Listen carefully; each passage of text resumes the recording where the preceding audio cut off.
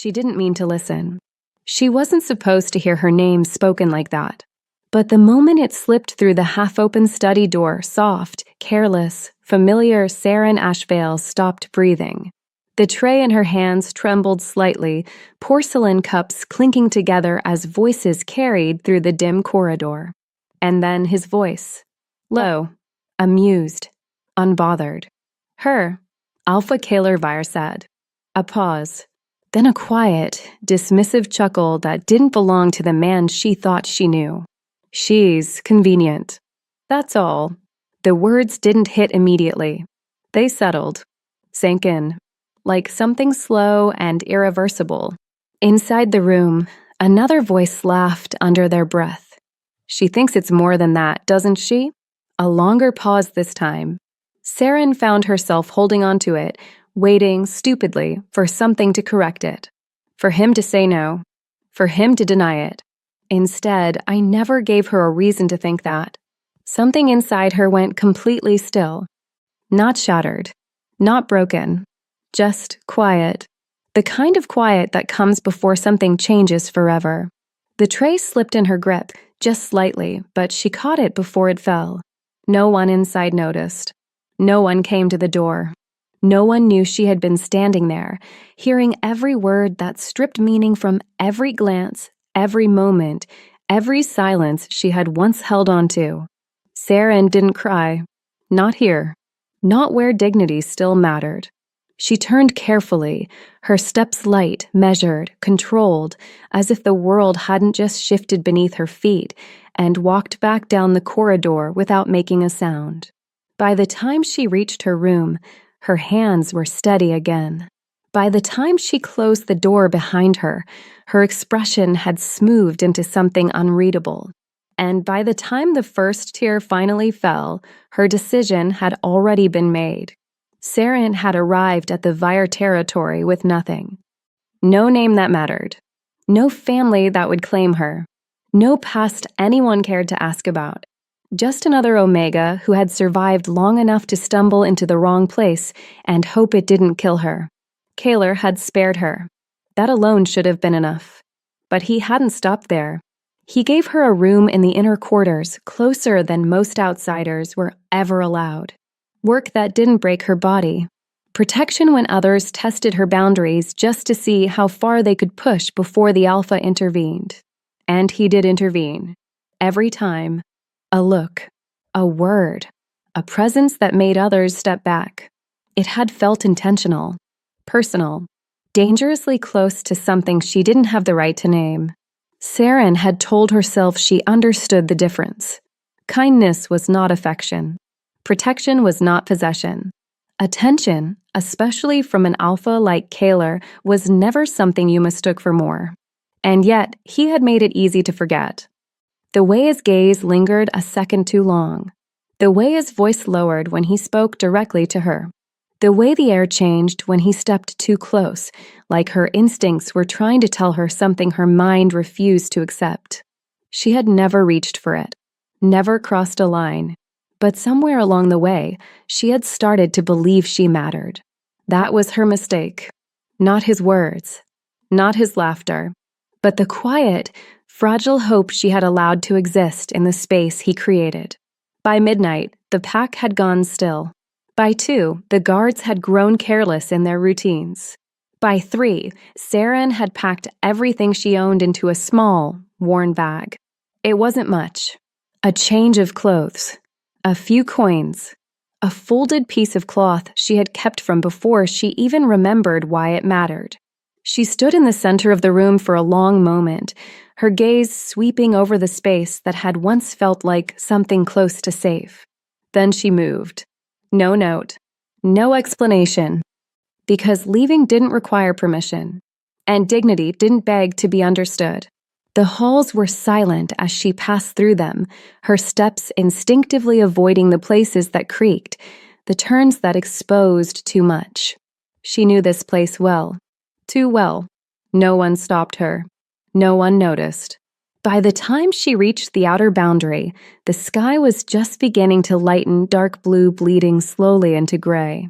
The guard at the post barely spared her a glance. Why would he? She was no one important. Just another Omega moving where she was allowed to move. Saren stepped past the boundary line without hesitation. But the moment she did, something shifted. It was subtle, so faint most wouldn't have noticed. But Saren did. The air felt different, sharper, like it recognized her. Her breath caught slightly as a strange warmth spread through her chest, unfamiliar and unsettling, like something waking up after being buried too long. She paused for just a second, her fingers tightening around the strap of her bag. Then she kept walking. She didn't look back. Not at the territory. Not at the life she was leaving behind. And definitely not at the Alpha who had never once asked her to stay. Because this time, she wasn't waiting to be seen. She was choosing to disappear. Saren didn't stop walking until the sun rose fully behind her. By then, the territory lines were long gone, replaced by open forest and unfamiliar silence that pressed in from all sides. The world beyond the pack was colder. Not just in temperature, but in presence. No patrols. No structure. No invisible order that kept danger at a distance. Out here, survival wasn't given. It was taken. Her step slowed as exhaustion began to settle into her bones, each breath sharper than the last. She hadn't slept, hadn't eaten since the night before, but stopping didn't feel like an option, not yet. Not when the echo of his voice still lingered. She's convenient. Saren tightened her jaw, pushing the memory down before it could take root again. She wouldn't let it follow her. Not out here. Not where she had nothing left to protect except herself. The forest thickened as she moved deeper, shadows stretching between the trees as if trying to pull her off course. Branches caught against her sleeves. Dry leaves cracked beneath her boots, louder than she liked. Too loud. She forced herself to slow down, to listen. That was the first rule outside territory lines. Noise meant attention, and attention meant danger. A distant rustle to her left made her freeze. Her body reacted before her mind did, heart stuttering, breath held, senses sharpening in a way that felt different. Too sharp. She could hear it clearly now. Footsteps. More than one. Circling. Saren's pulse kicked hard as she turned slightly, scanning the trees. Rogues. They didn't bother hiding well. They didn't need to. Not when they knew what she was. Alone. Omega. Easy. A figure stepped out first, lean, watchful, eyes already fixed on her like she had been expected. Well, he drawled, lips curling faintly. That's a long way from safety. Two more emerged behind him. Saren didn't move, didn't speak. Running would be pointless. Fighting would be worse. So she did the only thing she had ever learned to do in moments like this. She stayed still, unthreatening, small. The first rogue took a step closer, his gaze dragging over her with open interest. You lost? Saren shook her head once. No, her voice came out quieter than she intended, but steady. That seemed to amuse him. Then you're stupid, he said lightly. Same difference out here. Another step. Closer now. Too close. Saren braced herself, forcing her breathing to remain even as instinct screamed at her to move. To do something. But what? Before she could answer that, something shifted again. Not outside. Inside. The same strange warmth from earlier flickered to life in her chest, stronger this time, sharper, spreading through her veins like heat that didn't belong to fear. Her breath caught. The rogue paused. Just for a second. His expression changed subtly, but unmistakably. Confusion. What was that? One of the others muttered. Saren felt it too. That shift in the air. Like pressure building in a storm. Like something unseen had just taken notice. The first rogue frowned, taking another step forward, slower now, cautious. But he didn't stop. Doesn't matter, he said, though his voice had lost some of its earlier ease. Still just an Omega. He reached for her. Saren didn't think. Didn't plan. The moment his hand came too close, something in her snapped. Not fear, not panic, something else. Her head lifted slightly, eyes locking onto his, and for the first time, she didn't shrink. The warmth surged. Sharp, commanding, alive. The rogue froze. Completely. His hand stopped midair, fingers twitching like they had suddenly forgotten what they were supposed to do. The others went still too. Silence dropped over the clearing, heavy and unnatural. Saren felt her heartbeat pounding, but beneath it, something steadier pulsed in its place. Something stronger. The rogue took a slow step back. What the hell? He didn't finish. Didn't need to. Because whatever he had sensed, he believed it. And for the first time since she had crossed the boundary, Saren wasn't the weakest presence in the space. She didn't understand it, didn't control it, but she felt it. That shift, that difference. And so did they. No one moved for a long moment. Then, without another word, the rogues retreated. One step at a time. Careful. Uneasy.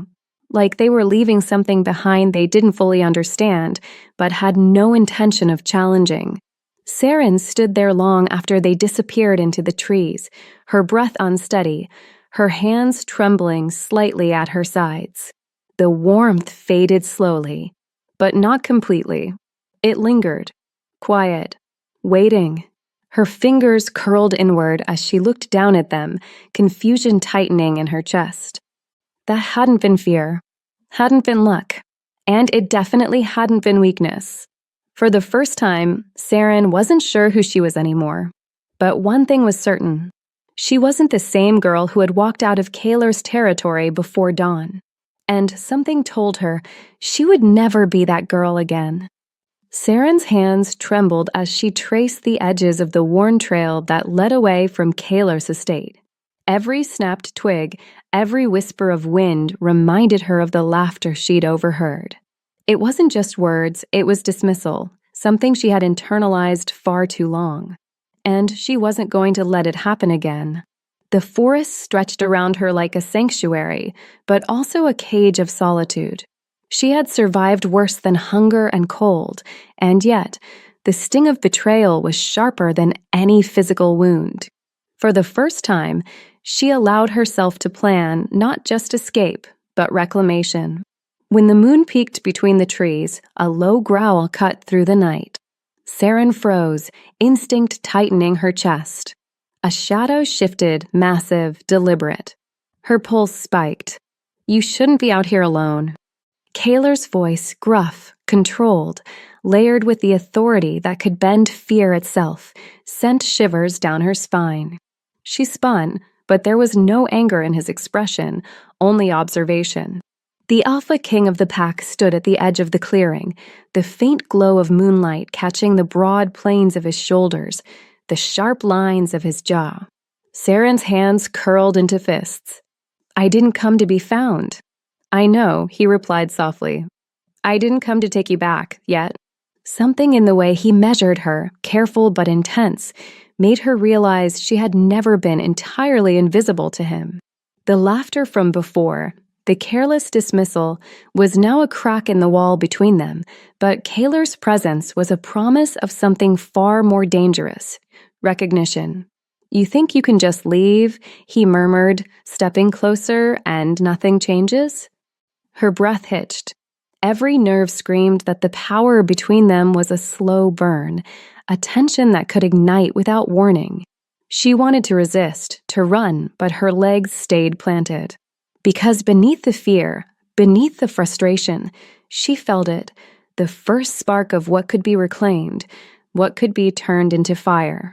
Kaler stopped inches from her. His gaze drilled into hers, searching, demanding. You left because you thought I laughed at you. But I didn't. I saw you. And now, his lips curved, faint, almost predatory. You've made me want to see how far you'll go before you stop running. Saren's chest tightened. She didn't move, but the forest held its breath with her.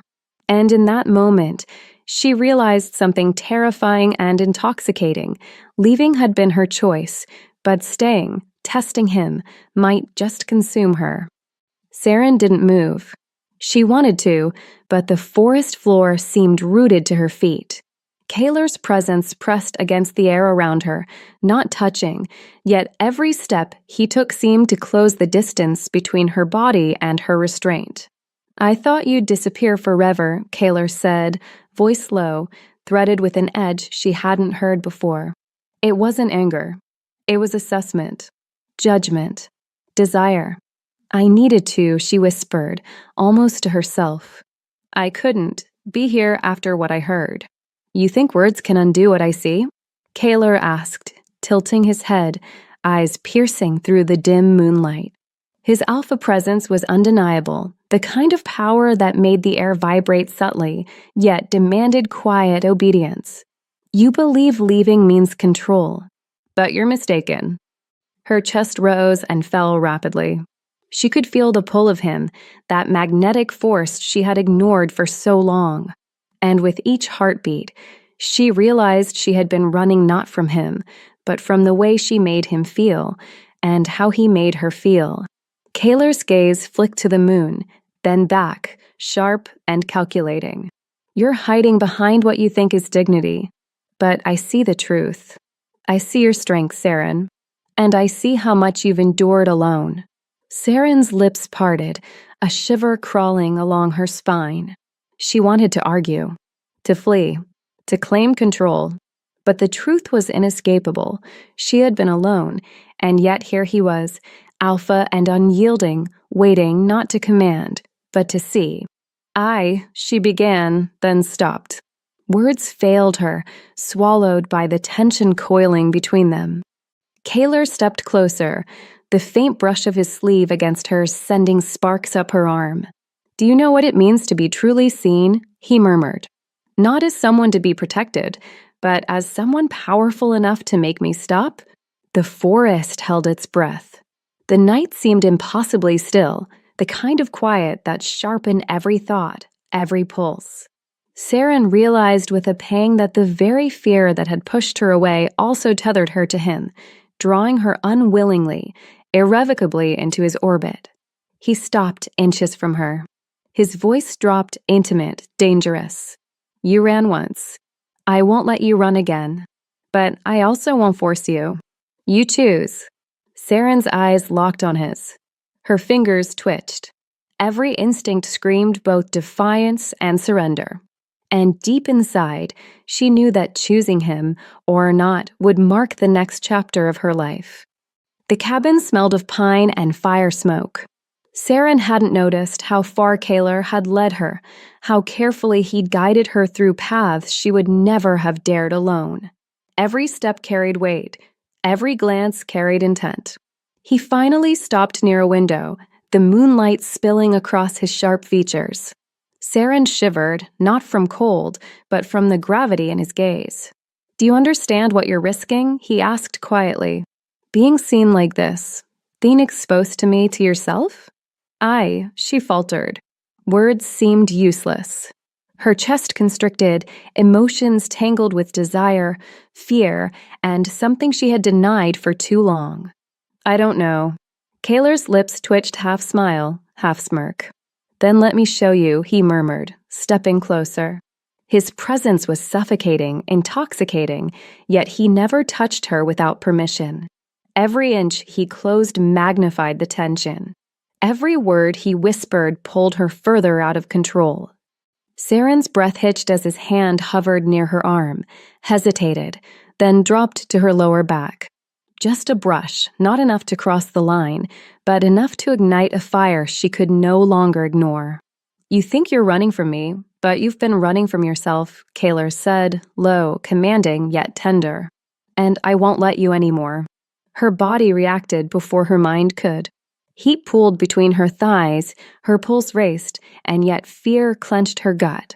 She wanted to push him away and pull him closer simultaneously. The contradiction was maddening. And then the twist. A shadow moved outside the window. Someone had followed them. A rival pack alpha. Someone who had known Kaler would be distracted the moment Saren appeared. The man's eyes gleamed with calculation, and Saren realized with horror that her curiosity and Kaler's mercy had placed them both in danger. Kaler didn't flinch. Instead, he stepped in front of her, protective, lethal. "Stay behind me," he said, his voice deadly calm. The air shifted, charged with the raw power of an alpha ready to defend, and the rival alpha faltered. The unspoken warning was enough. Saren's heart pounded not just from fear, but from the realization that Kaler's attention, his protection, was absolute. The man she had feared, the one who laughed at her before, had become a wall she didn't want to escape from. "You think I protect because I care?" Kaler murmured, his lips brushing her ear, hot and heavy with intent. "I protect because I see you. And once I see you, I can't let go." Saren's knees weakened. Every instinct screamed surrender, yet pride fought for control. This night, this moment, had changed everything. And she knew whatever came next, she couldn't run anymore. The rival alpha didn't leave immediately. He lingered at the edge of the clearing, just beyond the reach of the firelight, watching, calculating. Saren felt it, the weight of his gaze, sharp and invasive in a way that made her instincts recoil. It wasn't curiosity. It was recognition. And that terrified her more than anything. Kaler stepped forward slightly, positioning himself between her and the window without even looking back. The movement was subtle but absolute. A barrier. A warning. "You've seen enough," Kaler said calmly. The rival alpha tilted his head, a slow smile forming. "Have I?" His voice carried easily through the night air. "Or have I just seen something very valuable?" Saren's stomach tightened. That word again. Valuable. Convenient. Different words. Same meaning. Her fingers curled at her sides. Kaler didn't react outwardly, but something in the air shifted, heavier now, dangerous in a way that made even Saren's breath feel restricted. "You're standing on my land," Kaler said. "That's the only reason you're still speaking." The man laughed softly, but there was tension behind it now. "Your land doesn't extend as far as you think, Kaler. And whatever she is," his eyes flicked toward Saren again. "She won't stay hidden for long." Something inside Saren stirred again at those words. That same strange heat. But this time, it wasn't defensive. It was aware. The rival alpha took one last look at her, then stepped back into the darkness. "Next time," he added, voice fading, "you might not find her first." And then he was gone. Silence fell. Heavy. Unsettling. Saren didn't realize she had been holding her breath until it finally escaped her in a shaky exhale. Kaler didn't move right away. Didn't speak. The tension in his shoulders remained, controlled but coiled, like something barely restrained beneath the surface. "He knew," Saren said quietly. Kaler finally turned. His gaze landed on her, not sharp this time, but focused. Intent. Yes. The single word settled heavily between them. Saren swallowed. "What does that mean?" A pause. Not hesitation. Consideration. "It means," Kaler said slowly, "that whatever you are isn't something this world will ignore." Saren shook her head faintly. "I'm nothing." The words came automatically. Conditioned. Safe. But Kaler's expression hardened slightly. "Don't say that again." Her breath caught. The tone wasn't harsh, but it wasn't gentle either. It was certain. Kaler stepped closer again, but this time, the tension between them had changed. It wasn't just attraction. It was awareness. "You felt it, didn't you?" he said quietly. "Out there. When they approached you." Saren didn't answer. Didn't need to. He already knew. That wasn't fear, Kaler continued. And it wasn't luck. He stopped just in front of her again, close enough that the heat of him brushed against her skin. "But you're still trying to pretend it didn't happen." Saren's pulse quickened. Because he was right. And because the way he said it, low, steady, almost knowing, made something inside her tighten. "What if I don't want it?" she whispered. Kaler's gaze dropped briefly to her lips, then back to her eyes. "Then you'll fight it," he said. "A beat. And lose." The words weren't cruel. They were inevitable. Saren felt it then. Not fear, not uncertainty, but the undeniable pull of something she didn't understand yet. Something that was beginning to rise whether she accepted it or not. And standing in front of her, Kaler wasn't just watching it happen. He was waiting for it. The attack didn't announce itself. It happened. A violent blur tore through the trees, snapping branches as a massive wolf lunged straight for Saren. She barely had time to react before Kaler moved. His arm locked around her waist, dragging her back as claws ripped through the space where she had been standing a heartbeat earlier. Inside, he ordered. But Saren didn't move, because more were coming. Two shadows broke through the tree line, larger, faster, coordinated. Not desperate rogues. Hunters. "They're not here for territory," Kaler muttered, already shifting, power rolling off him in waves. "They're here for you." The second wolf lunged past him, straight at her. Saren's breath caught, and something inside her answered. Not fear. Not this time. Stop. The word came out low. Quiet. Absolute. The wolf froze midair. Not hesitation. Submission. The forest went still. Even Kaler did. His gaze snapped to her, sharp, disbelieving. And then something darker flickered beneath it. Understanding. The third wolf backed off immediately. Not from Kaler, from her. Silence crashed down around them. Saren felt it again, that heat, that pressure, that pull rising beneath her skin like something waking up that had never been hers to begin with. "What am I?" she whispered. Kaler didn't answer right away, because he wasn't looking at the wolves anymore.